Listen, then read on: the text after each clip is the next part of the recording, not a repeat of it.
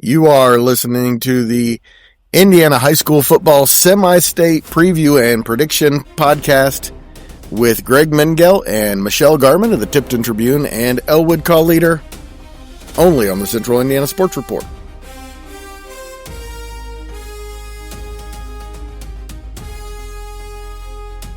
Welcome back to the Central Indiana Sports Report, high school football fans, for our semi-state preview and prediction show. Michelle, we're down to 12 games this weekend, 24 teams left, and we're about to know our state finalists. It's hard to believe that, next weekend, it's it. Football, high school football will wrap up for the state of Indiana for the year 2025. It's gone fast. I want to say the IHSA, all the licensed football officials, the teams and coaches, fans have to be very appreciative of how nice the weather has been for this high school football season. Almost the entire way, and it looks like it's not going to be too bad on Friday again. No, and then, of course, they get, now I know next weekend snow, but they'll be inside. That's right, so it won't matter. I remember the coldest day of my life came on this weekend at a semi-state in Fort Wayne when Elwood won the semi-state to go to the state championship in 1987, and man, it was exciting, but the most exciting thing was after the game I got to get in the heat.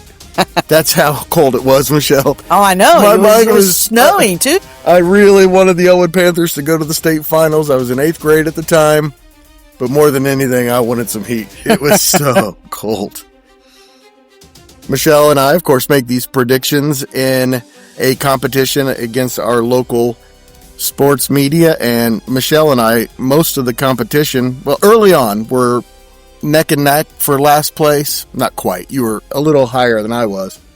But through the last 10 weeks or so, Michelle has made her way all the way up to second place, where she currently resides, passing Kyle Nedenrip of the Indianapolis Star, only behind Kevin Helfrich of the Action Sports Network with 1,089 points. Michelle is 23 points behind. Kyle Nedenrip is 3 points behind Michelle. The rest of us are playing for 4th place, it looks like. Michelle, last week, was our co-winner with Elijah Poe of the Ball State Daily News, who's also our IndyCar guy. Kevin Helfrich and Kyle Nedenrip tied with 35. I had 34. Sam Frick of A&EC Sports had 33. Cade Hampton of the Star Press with 32. Grant Schaus with 30. And how it works is each game is worth 10 points. The more a team is favored, the fewer points they are worth. Michelle, are you ready to start in Class 6A? I am. I'm going to go through some previews a little deeper because there are a lot fewer games. And then we'll get your prediction. We start in Class 6A in the North. That's where the reigning semi-state champion and 5th-ranked Westfield Shamrocks travel to the outskirts of Fort Wayne. Michelle, you ever been to Huntertown? I don't believe so. I know I've been around into a lot of the different schools in Fort Wayne for various reasons. Huntertown is a nice place, let me tell you. And that's where Westfield will be on Friday for the semi-state to face 9-3 and 11th ranked Carroll. Westfield is 10-2 and looking for their first state championship since 2016 and their second overall, while the Chargers are playing for their second trip to the state finals. They were the 2022 state runners-up under current coach Doug Dinan. Westfield has been to state 6 times with 5 runner-up finishes, including last year's 22-17 loss to Brownsburg at state. The Shamrocks have won 6 games in a row since a 14-10 loss to number 1 and unbeaten Brownsburg. They avenged their only other loss of the season by beating Carmel in overtime in the sectional championship and then beat rival Fishers for the second time in the regional 20-10 last Friday. It was Westfield's 5th regional championship in the last 6 years, the first 4 under Jake Gilbert, the last 2 under Josh Miracle, who is now 22-4 as Westfield's head coach. Carroll's won 7 straight since their 1-3 start. The Chargers were SAC champions and won their 4th regional title in the last 5 years last week by beating previously unbeaten and 5th-ranked Penn. Carroll Jr. quarterback Gabe Frisinger is a good one.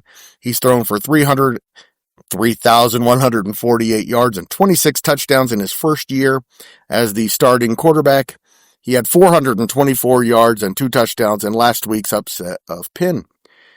Michelle, the Shamrocks and the Charging Chargers have only played once in history. That was a 37-14 win by Westfield in the 2021 regional.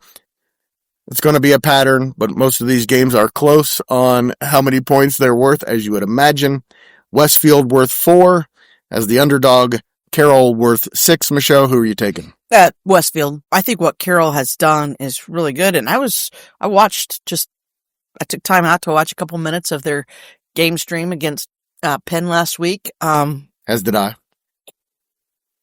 They just don't see the same level of competition week in and week out that Westfield does down there. And I think that's a huge difference. This Westfield team is healthy and they're really good. I expect them to be back at Lucas Oil Stadium next weekend. I agree with you. I'm taking Westfield, but I think this could be a very competitive game. I think Carroll is playing some good football. Well, Give me Westfield. I will say this. With Carroll's quarterback as good as he is, it's probably a nice matchup with the way he throws the ball. Nice matchup for Westfield, considering most likely they're going to see Oscar Fry at Brownsburg. We'll get to that one, Michelle. Let's get to the South. After both Michelle and I took Westfield and the 4 points, it's defending state champion Brownsburg at home against upstart Warren Central. That's weird to say, isn't it? The Bulldogs are number 1 and unbeaten with 17 straight wins. That's 3rd in the state, only behind Adams Central and New Pal. In their first season under JT Whitaker, Warren Central is just 8-4 and entered the postseason on a 3-game losing streak, but breezed through an easy sectional and then stunned number 3 Center Grove in last week's regional 24-21. I don't know who picked that one, but I think you did. You did, Greg. After the Trojans had just owned Warren Central over the last few years, including a 24-6 win over Warren Central in week 1. So heck of a good job there by first-year coach JT Whitaker. The top-ranked Bulldogs won their first ever state championship last year as the center of the Indiana High School football universe kind of shifts to the suburbs of Indianapolis. The Bulldogs won their 5th regional championship in program history last week with a 47-23 win over reigning 5A state champion Decatur Central in Indianapolis. The Bulldogs are 94-19 under the great John Hart since he took over the program. Brownsburg also has perhaps the best passing game in Indiana with future Division I performers Oscar Fry, as Michelle mentioned, and receiver Brandon Sharp leading the way. The Warriors and Bulldogs have played only once in program history, a 14-6 Warren Central win in the 2009 regional. The 6A championship game will be played next Saturday at 7 p.m., the final high school football game of the season for Indiana. And Michelle, it's going to be Westfield, as you said, against either Warren Central worth 7 points or Brownsburg worth 3.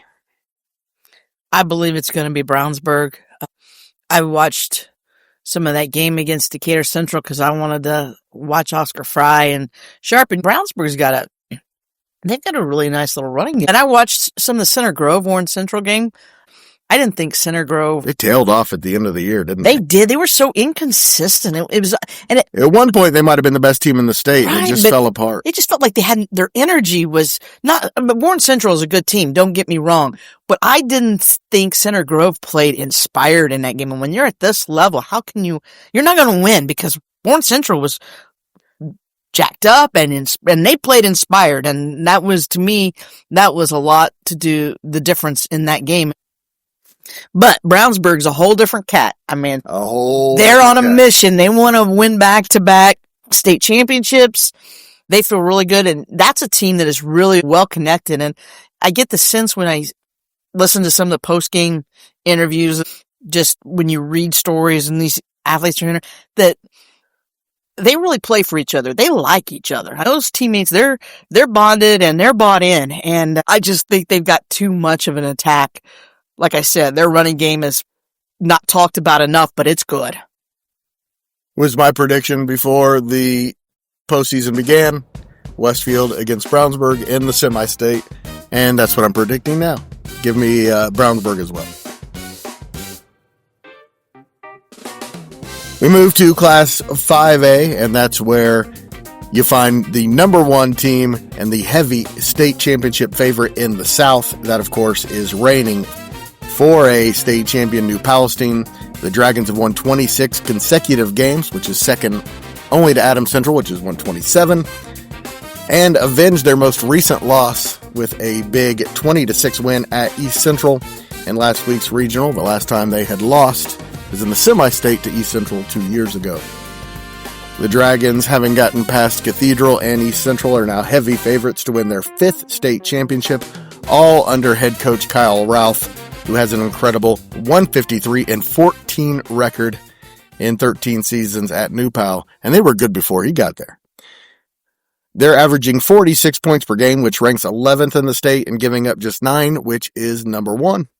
They host number 3 Bloomington South. The Panthers are 11-1 with their only loss 33-12 to Class 6A number 3 Center Grove in Week 9. Since then, they came back to beat rival North 31-28, then blasted Floyd Central 55-7 with the running clock in the first half. For the program's 14th regional championship and third straight, they're led by junior quarterback Duncan Combs, who had 4 touchdown passes in 4 straight games earlier this season. The only meeting ever between South and New Pal came in the 2019 Semistate, a 45-0 win by a great New Pal team. This win might be equally great. Michelle, I have Bloomington South worth 7, New Pal worth 3, I assume. As we have the entire year, you're taking the Dragons. I am taking the Dragons. You know, last year we said they'd roll to the 4A title, and they did. They did. And, you know, and you said we were intrigued by them moving up and knowing that Cathedral was going to be intersectional. But I know you've said all year that you think this New Pal team is even better than the one last year. And I think they are. And I'll tell you what, Coach Ralph, what a job Amazing. He's done. I mean, it's tremendous what he's done down there. And, those New Pal is a team that believes they're going to win every time they step onto the field. There's not a hope or want. They believe they're going to win. You know, I think what Bloomington South has done is nice. And one of the reasons they picked up Center Grove this year was because they wanted to test themselves. I just don't think they still play enough of a schedule to have them ready for New Pal. I think New Pal will win this game by at least 2 scores, if not more. Of course, the Dragons have been winning championships since the great Marvin Shepler in the 90s. One of the best coaches, best prepared teams you'll ever see. And I got to play against him, and it was very good coach. And I think they got a surprisingly big test last week. Another game that I was going back and forth watching in the regional. It was 6-6 going into the fourth quarter with East Central, which was a little bit of a surprise. Not that program, East Central, doing anything really surprises you over the years. No, I mean, East Central did what they needed to do. They kept it close, but, you know, New Pal, they never seemed rattled in that game with as close as it was. They always seemed in charge. Yes, and I think that's what's amazing, because I didn't know what New Pal would do, because, you know, they roll through their season, because truthfully, their conference is great to prepare them for 4A, but not so great for 5A. Correct. And so you just don't know, but I mean, what they did with the Cathedral, and I know that was, and you know, I was worried about how would they do when they had to play 4 quarters. Absolutely. And so far, they've shown that they're fully ready, focused, and capable of going toe-to-toe for 4 quarters. And I do not believe they're going to need 4 quarters this week. In the north of Class 5A, it's 2 familiar semi-state teams when 10-2 and 5th-ranked Merrillville goes to Elkhart to face 11-1 and 6th-ranked Concord.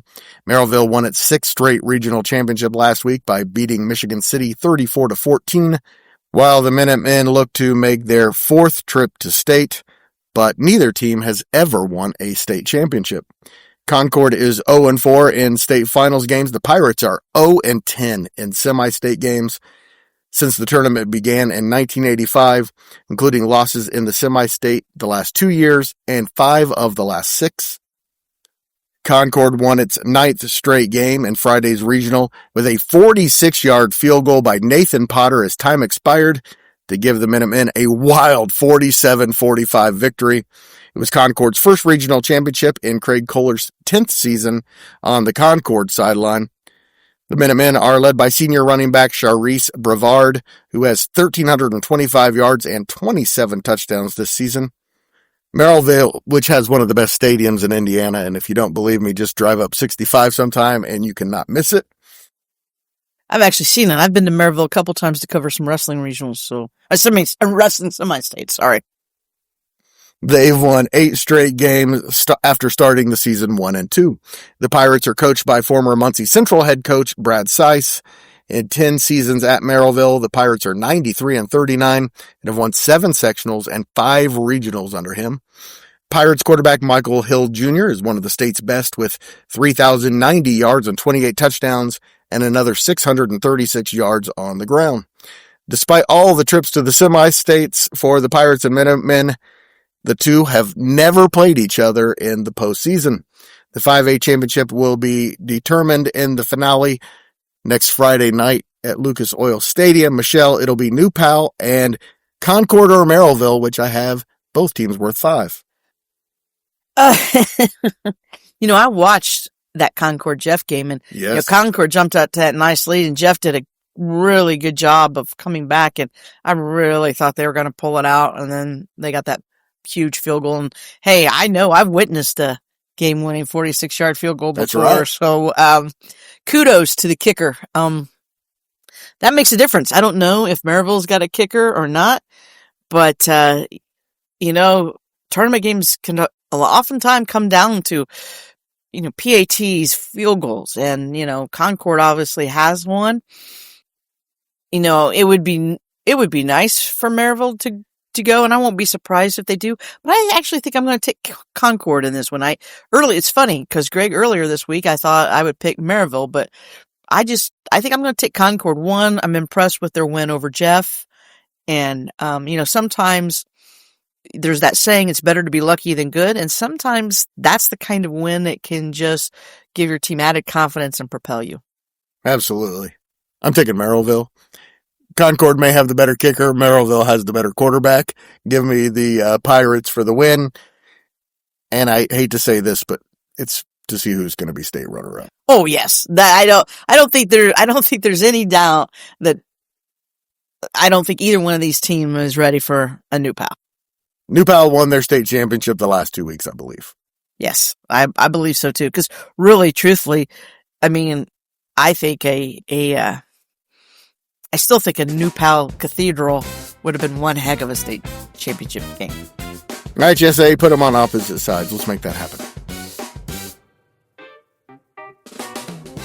We also start in the South in Class 4A. That is where you find 2 serious state championship contenders and what should be an incredible game in Indianapolis. Although, Michelle, I think they're all 4 serious contenders in Class 4A. It's going to be a great Final Four. It's second-ranked and 12-1 Heritage Hills, last year's 3A state champion. At 7th-ranked Roncalli, the Royals are 10-3. The Patriots won their second state championship last year. In 2000, they won with the great Jay Cutler. In 2024, they won with the great Jet Goldsberry, who's back to try to help Heritage Hills win state championships in back-to-back seasons and their first 4A championship. Goldsberry is a future Ole Miss Rebel. He's thrown for 1,966 yards and 24 touchdowns, and that's his second best skill. He's a better runner than he is a passer. 1,289 yards and 31 touchdowns. He also plays defense, returns kicks, and is probably the best overall player in Indiana. He's less than 300 yards from 10,000 yards combined for his career, passing and rushing. Todd Wilkerson has led the Patriots to 5 regional championships, including last week's 35-19 win over Martinsville. Roncalli got here by upsetting number 3 Chittard 26-6. in the sectional championship, then beating number 12 Yorktown in a really good game, 31-27 in last week's regional. And of course, Roncalli has a great quarterback itself in junior Colin Ash, one of the best junior quarterbacks in the state. As we know very well around here, Roncalli has won 10 state championships. They've won 13 semi-states. Their most recent title came in 2020 because they've had Chittard in their sectional the last few years.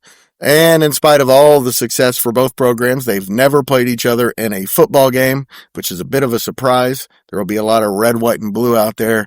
Michelle, I have Heritage Hills on the road worth 6, Roncalli worth 4. Michelle, who are you taking?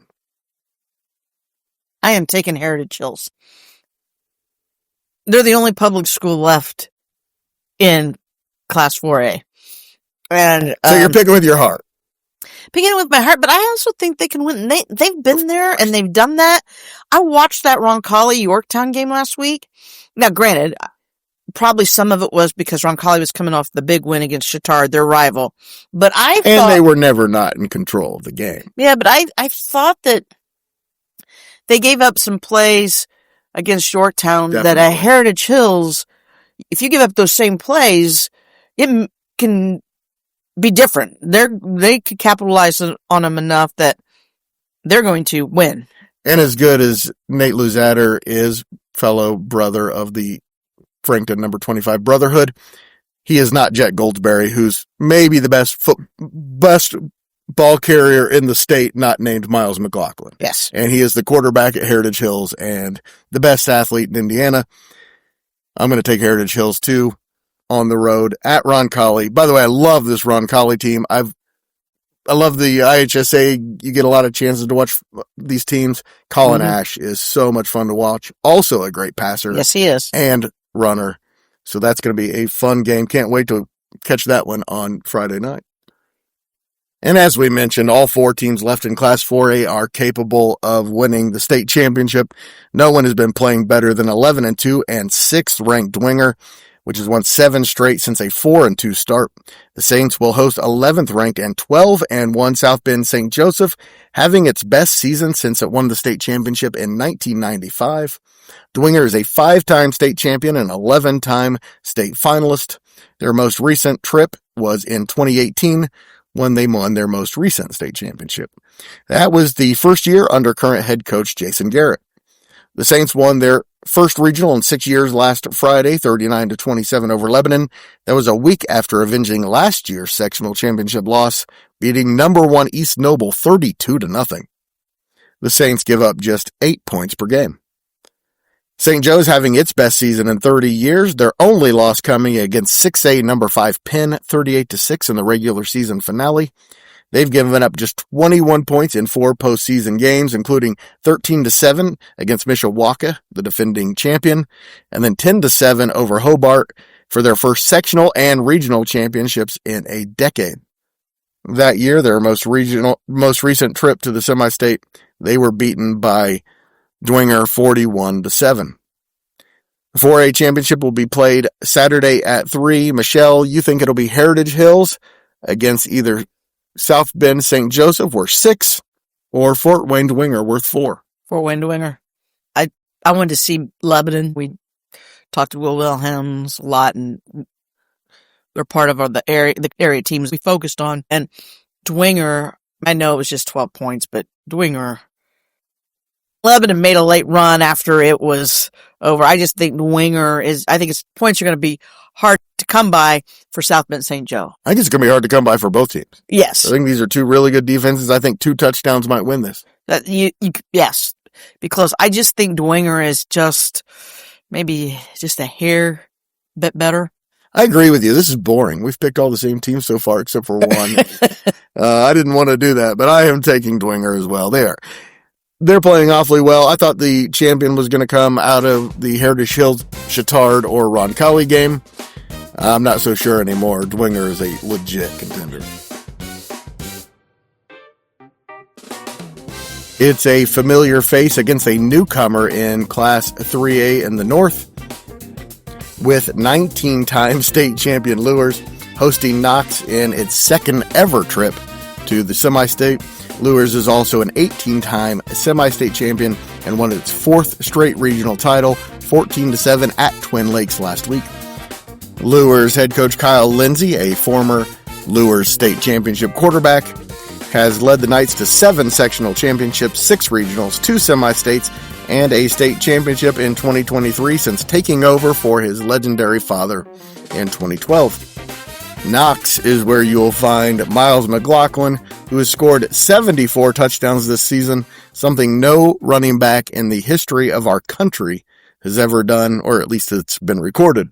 On Friday, he will continue his pursuit of Derrick Henry as the nation's all-time leading rusher.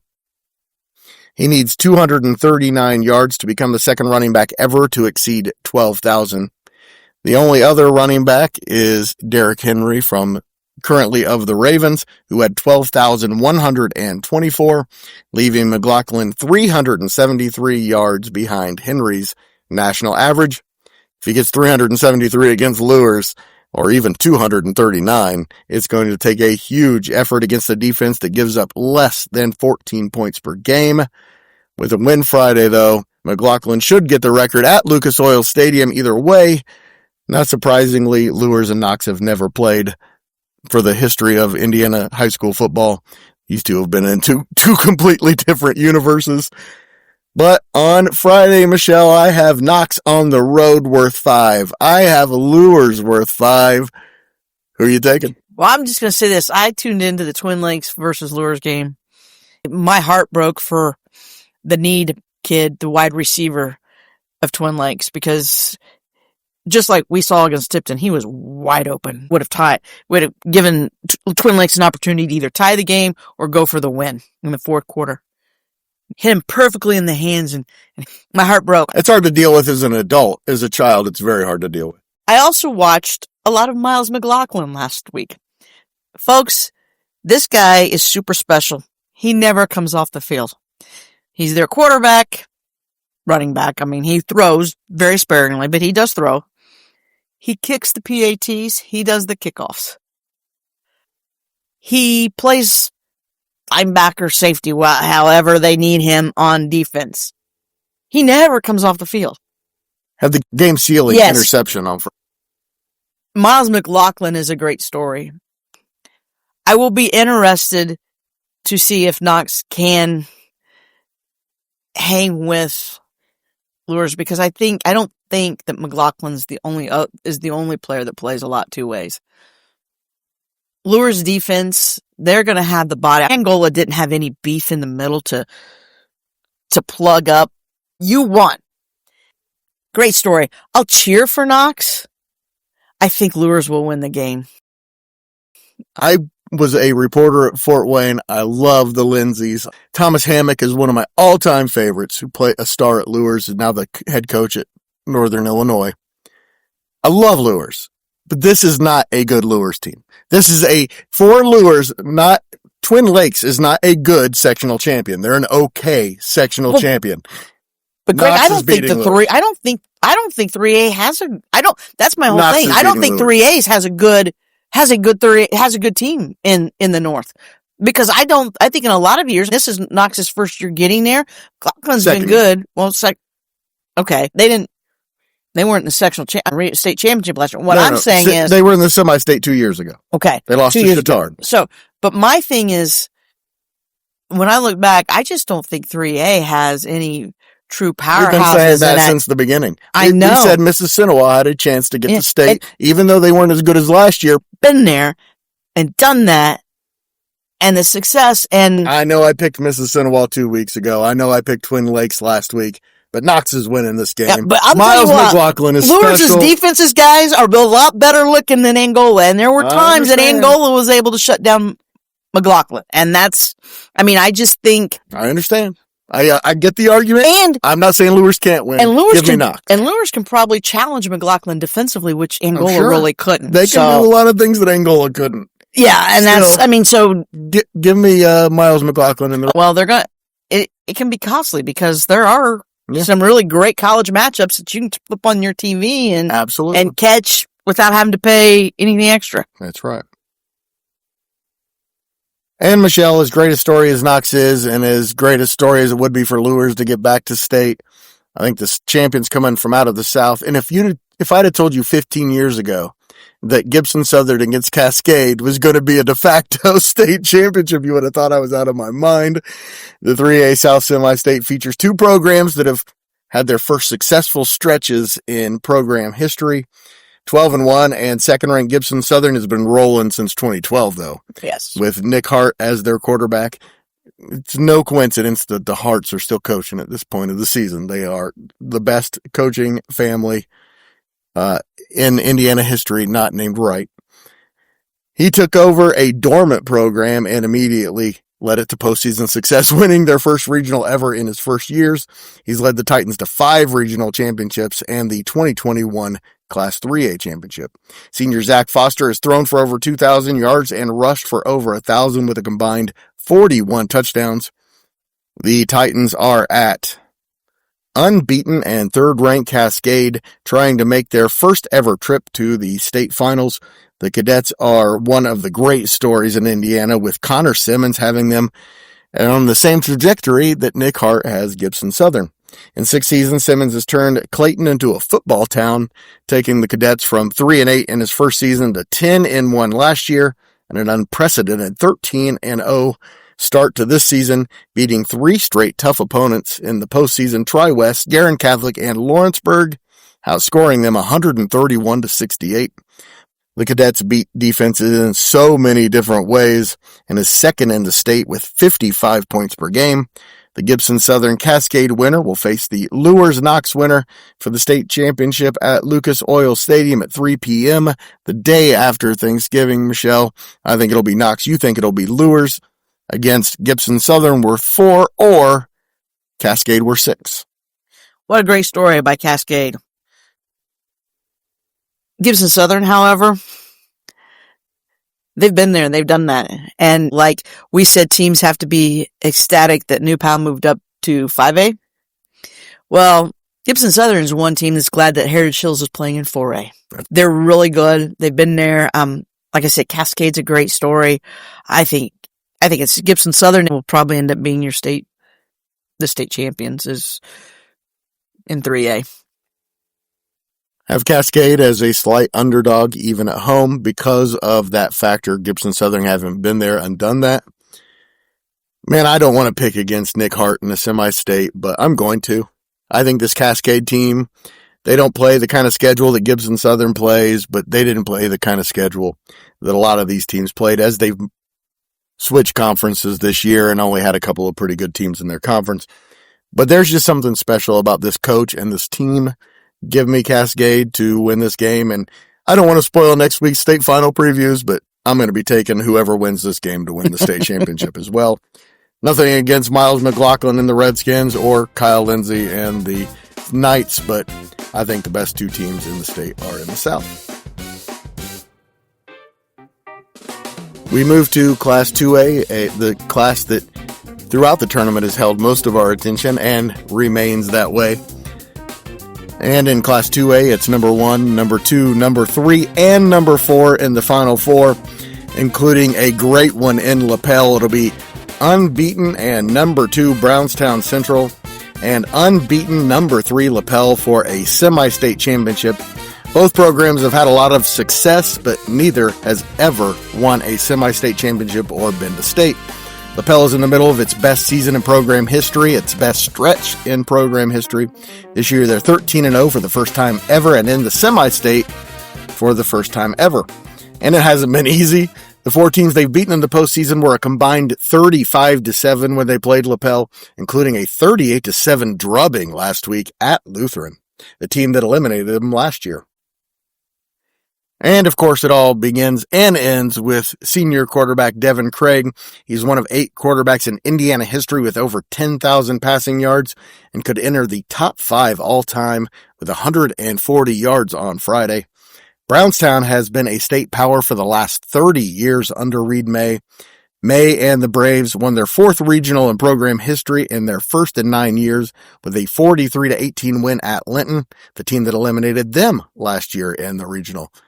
Thought we might have a Lapel Brownstown matchup in the semi-state last year, and here it is. Brownstown has won at least 10 games 19 times in Reed May's 26 years and has never had a losing season. He's one of 4 active coaches with over 300 career wins. It has to be the best program in Indiana that's never been to a state finals. The Braves, known for their wing tee offense, lead the state with 56.6 points per game. It's the first game ever, not surprisingly, between LaPel and Brownstown. Michelle, I have the Braves worth 4 on the road, LaPel worth 6 at home as the underdogs. Who are you taking? Well, I'm a huge fan of Devin Craig. LaPel, they were impressive last week. You know, they eked out kind of their first 2 wins in the sectional, but they've been rolling since. I mean, they handled Triton Central in the championship. They rolled over Lutheran. That game was over in the second quarter. 2 really good teams. Yes, 2 really good teams. Greg, I know you have a connection there with Brownstown. Much love for Brownstown Central. They'll be a formidable opponent. Devin Craig is this very special player. And I really think, I've said all along, his arm it can be a difference maker, and he's got weapons. Their defense is just getting better and better. It's easier when all you're focusing on is a team that primarily runs. Now, I don't know what Brownstown's quarterback's like, but amazing. But I don't know what. I covered his father. Okay, as far as throwing the ball, they don't throw much. Well, and I would say Brownstown Central's probably hoping for a bad weather game, but this game is at LaPel. It's on turf.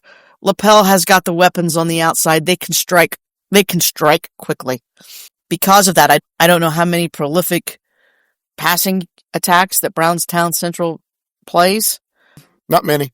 Yeah, and so and that can be hard. That's hard to simulate in practice and receiver caliber of what LaPel has. I'm taking the Bulldogs. I think they'll be in Lucas. I don't know if they'll win in a week. I think this is going to be a great game. Another game I'm hoping that to watch a little bit. But hoping it's free. I think it's going to be a great game. I'm going to take LaPel.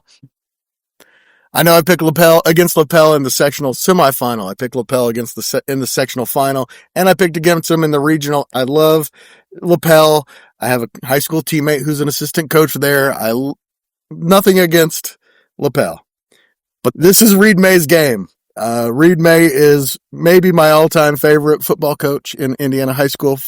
And I do believe one of these years when you say that, because you said this a year, you said that a year ago, so I believe at some point it's going to happen. I just don't think it's going to be this year. Sorry. And in the North, top-ranked, unbeaten, and defending Class 2A champion Adams Central, fresh off its 42-28 come-from-behind win over previously unbeaten Eastbrook in Friday's regional, the Jets' 18th regional championship and 5th in a row, 7th in the last 8 years. Against 11-1 and 4th-ranked Andrean in Merrillville. Andrean has won 11 in a row since opening the season with a 41-14 loss against rival Merrillville, who, if you've been listening to this whole podcast, you know they're really good too. You know, playing in the Semistate 3 classes up.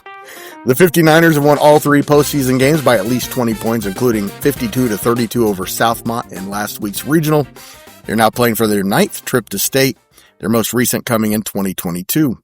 Chris Skinner coached Andrean to the state championship in 2021. Andrean is one of the most balanced offenses in Indiana with 1,900 passing yards and 2,100 rushing yards. Adams Central is on a state-best 27-game winning streak after its win over Eastbrook.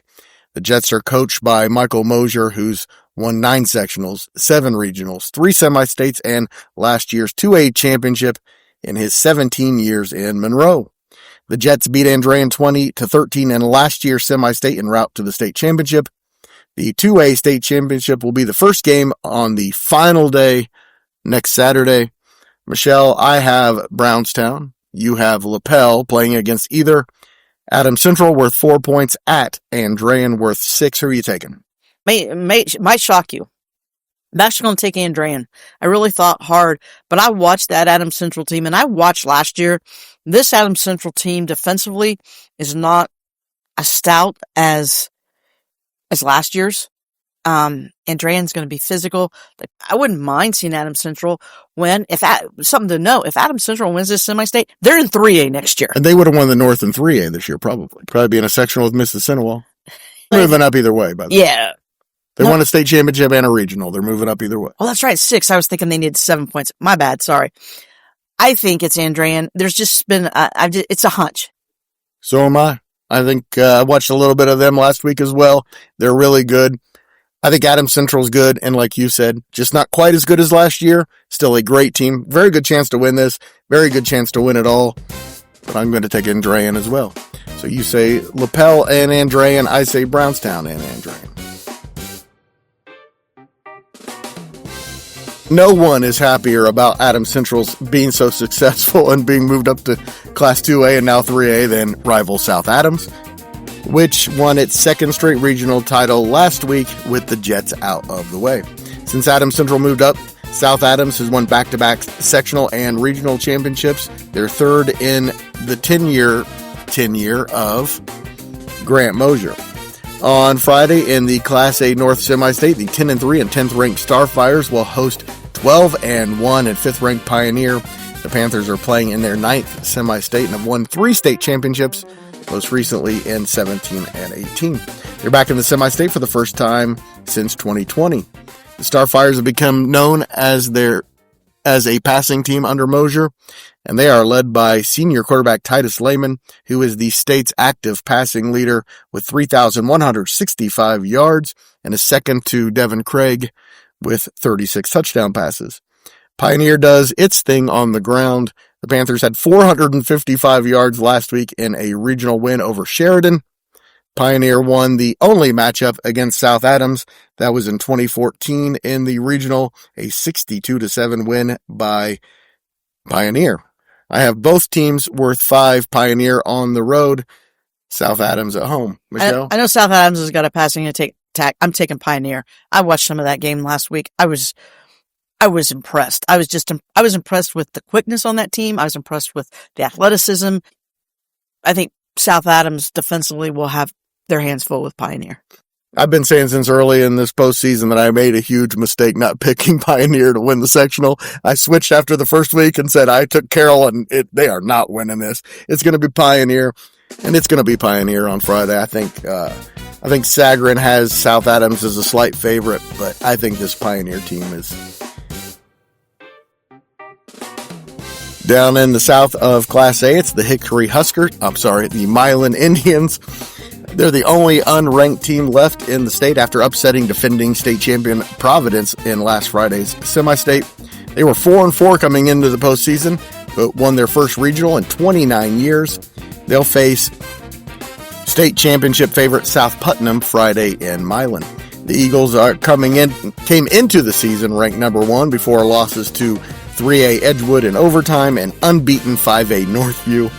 They've won 6 games in a row, got past Riverton Park in overtime to win back-to-back sectionals, then took down Sheridan 26-6 in the regional last week.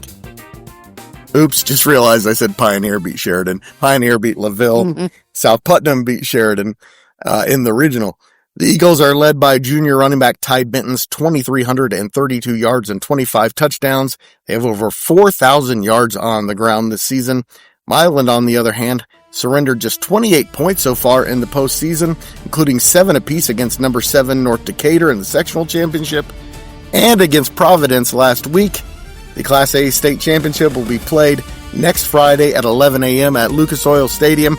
We both think it'll be Pioneer. Michelle, South Putnam were 3, upstart Milan were 7 at home. Who are you taking? I got South Putnam. Last week I said Milan wasn't going to pull off the miracle, and then they handled. What I didn't realize is last Friday was the anniversary of the movie Hoosiers being released. So it was a little. Had I known that, I probably would have not made that statement. Yes, you would have. But no one thought Milan was beating Providence. But Milan's not doing another miracle. South Putt came so close to getting there last year. They're going to get there this year.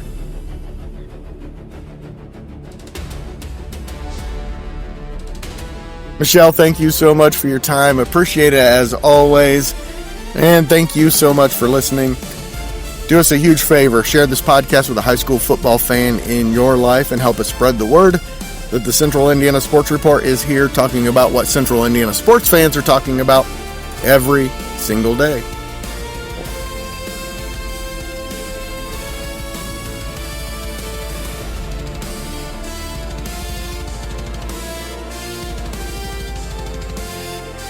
The Central Indiana Sports Report is a product of ITG Media. Thank you, Greg. Thank you, Susie. Greg loves Susie.